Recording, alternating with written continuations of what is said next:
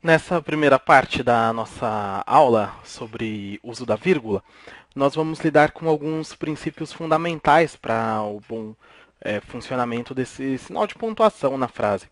E para começar, eu te convido a ler uma tirinha que foi utilizada por um vestibular da Unicamp, Universidade Paulista. É uma tirinha do Garfield, como você vê, em que o John, dono dele, diz o seguinte: comida para gato com pouca gordura. Garfield olha assim, espantado para a comida, continua olhando, enfim protesta. E por acaso eu sou um gato com pouca gordura? A questão explorava basicamente a dupla possibilidade de leitura que esse enunciado gera. Comida para gato com pouca gordura é repetido aqui em gato com pouca gordura numa outra interpretação, não é? Bom, uma questão que era posta no vestibular queria que o candidato explicitasse cada um dos sentidos pelo uso do sinal de pontuação. Como assim cada um dos sentidos? Quando o dono do Garfield, o John, mostra essa embalagem e diz que aqui existe comida para gato com pouca gordura, ele quer deixar claro que é uma comida com pouca gordura, que é então uma comida light ou algo que o valha.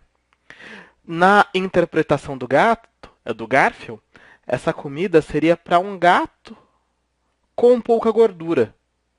Então, em vez de ser uma comida light, seria um gato magro, o gato público-alvo desse alimento aqui. Bom, mas como explicitar, insisto, cada uma dessas leituras pelo uso dos sinais de pontuação? Vamos chamar essa leitura do dono do gato, de John, de leitura 1. E essa outra leitura, a leitura que o Garfield faz, de um gato magro, de um gato com pouca gordura, de leitura 2. O uso da vírgula poderia deixar claro esse primeiro sentido caso ela fosse posta aqui. Comida para gato, vírgula, com pouca gordura. Por que acontece isso? Porque a vírgula é um sinal de pontuação que serve para indicar que um termo está ao lado de outro, mas não é sintaticamente ligado a ele. Ou seja, gato aqui aparece ao lado de com pouca gordura, mas não está ligado a esse termo. A vírgula separa gato da expressão. Por consequência, é obrigatória a leitura que relaciona com pouca gordura a comida. Já que não é um gato com pouca gordura, é uma comida com pouca gordura. Bom, essa é a primeira leitura. E a segunda leitura? Nessa nova leitura, com pouca gordura deve ser uma característica do gato, não é? Quer dizer, é a leitura que faz o Garfield de que o gato, público-alvo dessa comida, é um gato com pouca gordura. Bom, para deixar claro que essa expressão não pode se relacionar à comida, a vírgula vem aqui e separa a comida de todo o resto do enunciado. Agora, gato está ao lado da expressão com pouca gordura e não há mais a vírgula. Então, se esses termos estão lado a lado e ligados sintaticamente, aqui a gente tem essa leitura. É um gato com pouca gordura. Então, um princípio geral que está por trás de outros princípios que nós vamos ver aqui para o uso da vírgula é que ela indica que um termo está ao lado de outro, mas não ligado sintaticamente a ele. Esse princípio ao lado, mas não ligado, é um princípio geral muito importante para entender o uso desse sinal de pontuação.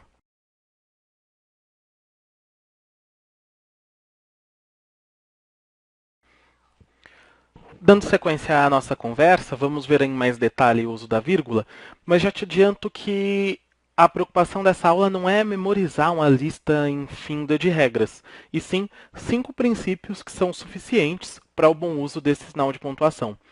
O primeiro deles é a ordem direta, seguida da intercalação, inversão, enumeração e elipse de verbo. O que acontece é que, no primeiro caso, quando lidarmos com ordem direta, veremos que não se usa vírgula. Diferente do que se dá nos outros casos mencionados aqui, intercalação, inversão, enumeração e elipse de verbo, são casos nos quais a vírgula é usada. Usa-se vírgula nesses outros. Com os exemplos isso vai ficar bastante claro. Vejamos aqui o primeiro deles, é a frase que diz: empresas privadas financiam políticos no Brasil. Bom, partindo aqui do verbo e analisando a frase como um todo, nós vemos que está aqui à esquerda do verbo empresas privadas, que é o seu sujeito, e aqui à direita do verbo o complemento desse verbo, o objeto. Ao final da frase, no Brasil indica o lugar em que isso acontece, é um adjunto adverbial. Bom, quando a frase está nessa ordem, sujeito, verbo, objeto e o adjunto adverbial apenas no fim, nós dizemos que a frase está na ordem direta e, nesses casos, não se usa vírgula. Porque, afinal de contas, sujeito e verbo são termos diretamente ligados. Portanto, entre eles não faz sentido a vírgula. A vírgula se usa apenas quando um termo está ao lado, vou lembrar isso daqui, mas não ligado ao outro. E não é o caso. A mesma coisa entre verbo e objeto, são termos diretamente ligados, entre eles não faria sentido a vírgula. O adjunto adverbial está na sua posição comum, o final da frase, não há vírgula alguma aqui. Seria diferente, porém, se houvesse aqui uma intercalação. O que acontece aqui com essa nova frase? Nós vemos que aqui está o verbo financiam, não é? O sujeito de financiam aqui, empresas privadas, tal como na anterior. E políticos aqui é o objeto. Porém, o adjunto adverbial não apareceu aqui ao fim na frase empresas privadas no Brasil financiam políticos. O que acontece agora é que entre o sujeito e o verbo, que são termos diretamente ligados, foi colocado aqui um termo que quebra essa ligação direta. Foi colocado um termo entre os dois. Um termo colocado entre é um termo inter, que quer dizer entre, não é? Calado. Aqui nós temos uma intercalação, que deve ser marcada com uma vírgula no seu início e uma vírgula no seu final, para indicar que essa relação direta entre os termos foi rompida. Veja como ocorre intercalação ainda em um desses dois exemplos que seguem. Vamos distingui-los. A primeira frase diz: os candidatos que vencem devem governar para todos. A segunda diz que os cargos públicos, que pertencem à sociedade, merecem respeito. No primeiro caso aqui, temos o que se chama oração subordinada adjetiva restritiva. Bom, ela leva esse nome por conta de seu sentido, não é? A oração é adjetiva porque qualifica um substantivo, os candidatos aqui, os quais vencem, esse que vencem qualifica candidatos, e o predicado devem governar para todos, nesse contexto, não se aplica à totalidade dos candidatos que disputam uma eleição. Esse predicado aqui se refere apenas a um grupo de candidatos, que são aqueles candidatos que vencem. Não é? Os que não vencem não podem governar para uns ou para outros, porque, afinal de contas, não ocupam nenhum cargo. Então, o que eu estou te dizendo é que aqui os candidatos que vencem formam um bloco, os candidatos que vencem, e é a esse bloco que o predicado se refere. Acontece coisa diferente em os cargos públicos, que pertencem à sociedade, merecem respeito. Bom, a totalidade dos cargos públicos pertence à sociedade e todos os cargos públicos merecem respeito. Isso faz com que esse predicado aqui, vamos destacar esse predicado, merecem respeito, se refira especialmente a os cargos públicos. A todos os cargos públicos. Não é? E aqui não é possível dizer que há um bloco só. Os cargos públicos é o termo sobre o qual recai o predicado. E se acrescenta aqui um dado sobre esses cargos públicos, que eles merecem respeito. Veja que entre esse sujeito, os cargos públicos, e esse predicado merecem respeito, há uma oração intercalada. Ou seja, uma oração subordinada adjetiva explicativa fica entre vírgulas porque ela também é um caso de intercalação. Bom, outro caso que rompe com a ordem direta e que, portanto, merece o uso das vírgulas é a inversão, como veremos aqui voltando ao exemplo inicial. Empresas privadas financiam políticos no Brasil, era a ordem direta, e aqui temos, no Brasil, empresas privadas financiam políticos. Bom, aqui está o mesmo sujeito, financiam a forma verbal, e políticos o objeto. Entre esses termos, nenhuma vírgula não vai ao sinal de pontuação. Porém, aqui nós vemos que o início da frase não é o sujeito. Um termo que seria lá do meio ou do final da frase foi deslocado para o começo. E esse deslocamento de um termo que não é o sujeito para o começo é o que nós chamamos de inversão. Quando ocorre uma inversão aqui, é que se usa essa vírgula também marcando o não emprego da ordem direta. Bom, eu te peço para verificar nessas duas frases em qual delas ocorre inversão e, portanto, vai ser usada a vírgula. Empresas financiam políticos quando chegam as eleições e, quando chegam as eleições, empresas financiam políticos. Em qual dos dois casos você diria que a vírgula vai ser usada? Bom, analisando aqui a primeira, empresas, sujeito, financiam, verbo. Quem é financiado aqui? Políticos, o objeto. E essa oração, que indica tempo, é uma oração subordinada adverbial. Como eu sei que ela é adverbial? Por conta desse quando aqui, que tem o valor temporal. Eu tenho uma oração subordinada adverbial. Essa oração adverbial nada mais é, na verdade, do que um adjunto adverbial. E está aqui, na sua posição comum, que é o final. Essa vírgula até seria possível se eu quisesse destacar quando chegam as eleições, mas ela não é obrigatória. Vou colocar aqui assim, entre parênteses, para que você saiba, olha, é possível uma vírgula aqui para destacar esse adjunto. É diferente do que acontece aqui na oração, na versão de baixo, em que quando chegam as eleições, essa oração adverbial foi deslocada para o começo da frase. A frase não começa com seu sujeito, aqui ocorreu uma inversão, e essa inversão vai ser marcada pela vírgula.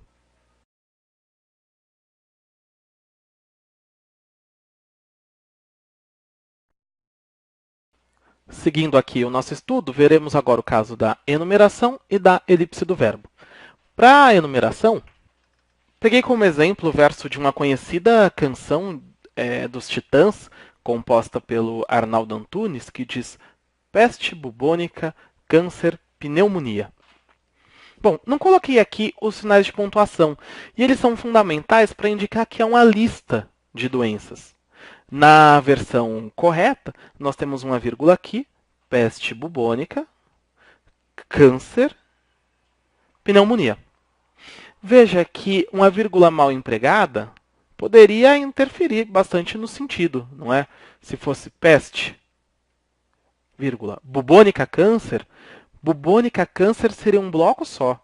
Eu tenho um termo do lado do outro, esses termos seriam ligados, e aqui a gente teria uma doença horrível, bubônica câncer, é pior que um câncer. Não é essa a enfermidade que se trata aqui. Então, voltando a vírgula ao lugar correto, aqui eu entendo que bubônica é um tipo de peste. Peste bubônica, câncer, pneumonia. Para separar exatamente cada uma das doenças, é que se usa aqui cada uma dessas vírgulas, indicando uma lista. A enumeração nada mais é do que uma lista. Pode ser, assim, uma lista com substantivos, como nós vemos, mas poderia acontecer também uma lista de verbos, como aqui na famosa frase do imperador Júlio César, vim, vi, venci, há uma enumeração de orações, que também vai ser separada por vírgulas.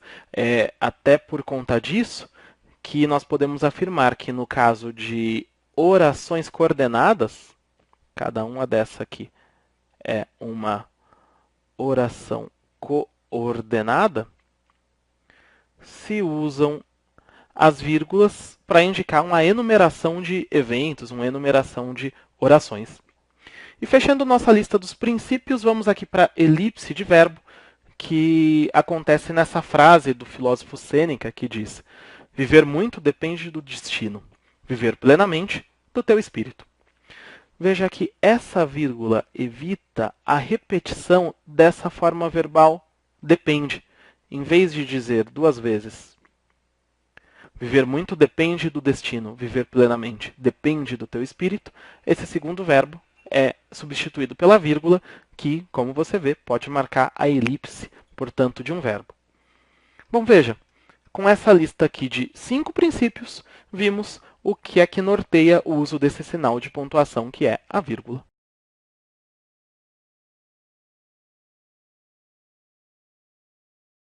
Nessa nossa parte da conversa, nós vamos analisar o uso de 2 sinais de pontuação. Um é o ponto e vírgula, o outro é o sinal chamado de 2 pontos. Começando pelo ponto e vírgula, a primeira informação importante é saber que se trata de uma pausa mais acentuada que a pausa promovida por uma vírgula. E, além disso, saber que esse sinal, o ponto e vírgula, pode ser usado apenas entre termos sintaticamente independentes entre termos coordenados. Termos coordenados e pausa acentuada são aqui a chave para entender o uso desse sinal. Pelo exemplo, você vai ver que é relativamente simples o uso dele. É uma primeira versão aqui de uma frase em que não se usou ponto e vírgula, e eu vou ler com você. Diz assim: Pelé jogou no Santos, Sócrates jogou no Corinthians, Ademir da Guia jogou no Palmeiras e Raí jogou no São Paulo. Bom, uma primeira coisa que imagino você observe nessa frase, fica repetitivo o uso dessa mesma forma verbal, né? Pelé jogou no Santos, Sócrates jogou no Corinthians, Ademir jogou no Palmeiras. E a gente sabe, porque já falamos sobre vírgula, que é possível substituir a forma verbal, que se repete, por uma vírgula. Podia ser: Pelé jogou no Santos, Sócrates no Corinthians, Ademir da Guia no Palmeiras e Raí no São Paulo. Porém, observando agora o enunciado como um todo, esse mar de vírgulas que criamos aqui deixou truncada a leitura. Sabe? Essa frase não ficou uma frase fluente. Como poderíamos resolver esse problema? Fazendo uso desse outro sinal, fazendo uso do ponto e vírgula. Para separar, volto a dizer, termos que são sintaticamente independentes, termos que são coordenados. Como isso? Seria possível aqui dizer: Pelé jogou no Santos.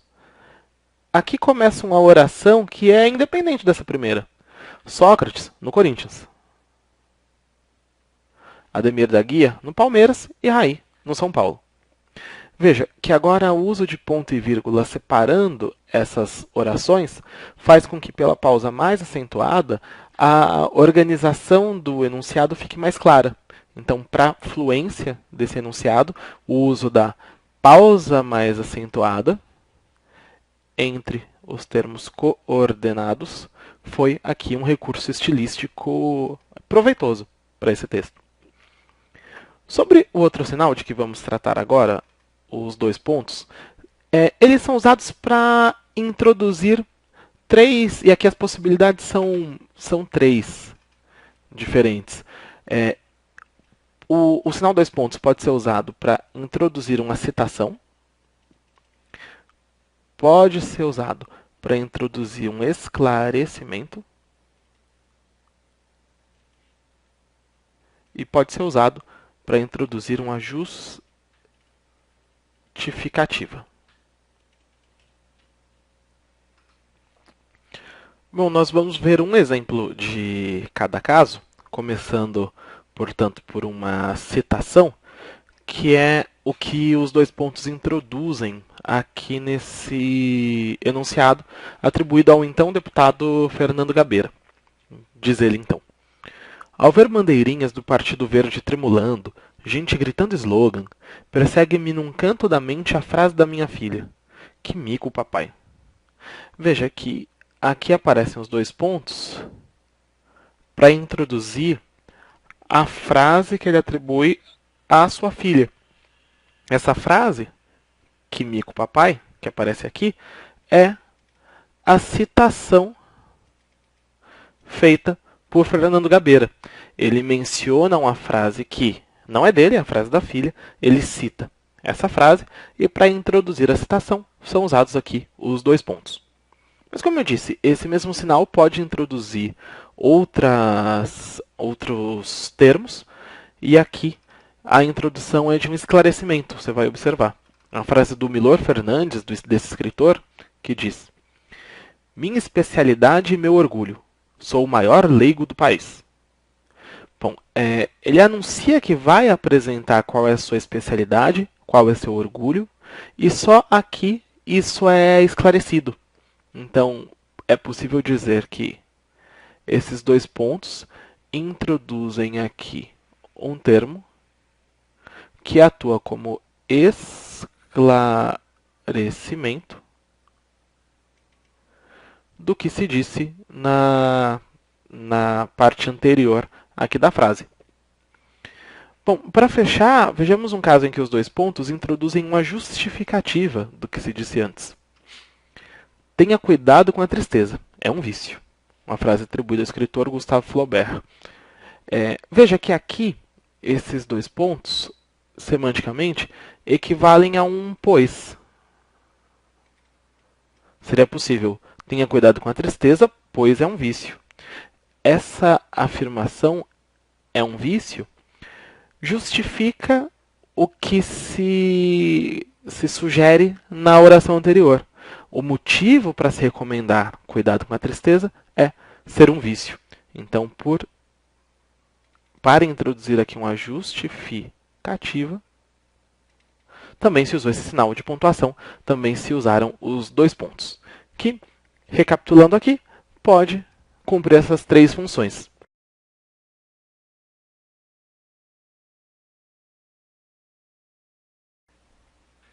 Nessa segunda parte, então, da nossa conversa, vamos falar desses outros dois sinais, das aspas e das reticências. Começando pelas aspas, é possível dizer que esse sinal serve para demarcar a presença de elementos diferentes, tanto para demarcar a presença de citações, quanto para demarcar a presença de usos linguísticos incomuns. Como assim usos linguísticos incomuns? E como assim citações? A gente acabou de ver no vídeo anterior que os dois pontos introduzem uma citação. E a citação, por sua vez, é demarcada pelo uso das aspas. A frase é a que estava no vídeo anterior. Ao ver bandeirinhas do Partido Verde tremulando, gente gritando slogan, persegue-me num canto da mente a frase de minha filha.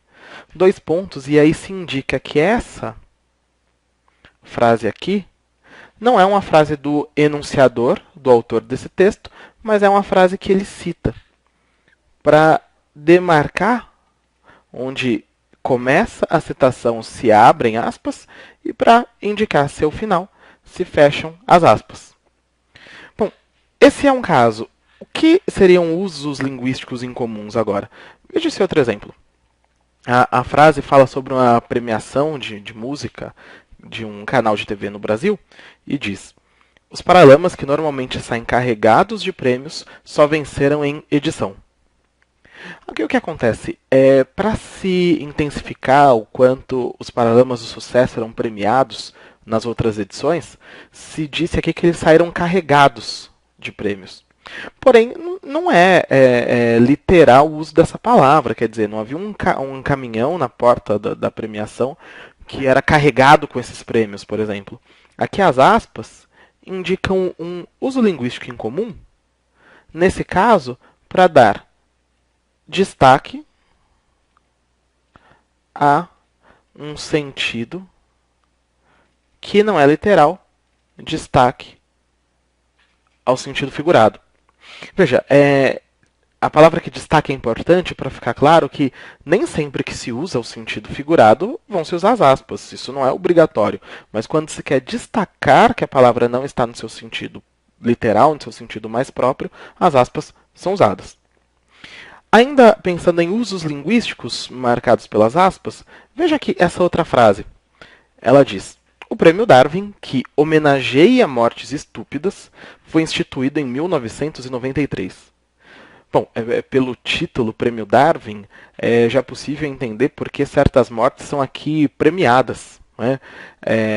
Essa frase é bom apontar, estava numa questão de um vestibular FUVEST e se pedia exatamente para se analisar o uso das aspas aqui. Bom, a ideia do Prêmio Darwin é dizer que esse indivíduo, essa pessoa que teve uma morte por consequência de uma bobagem, uma morte estúpida, é alguém que não passou seu gene para diante, portanto fez um bem à evolução da espécie por não passar um gene pouco inteligente, e essa pessoa é homenageada pelo Prêmio Darwin. Bom, aqui não é de fato uma homenagem que se faz à estupidez, à falta de inteligência de alguém, não é? Então a homenagem aqui aparece entre aspas para se destacar o sentido irônico.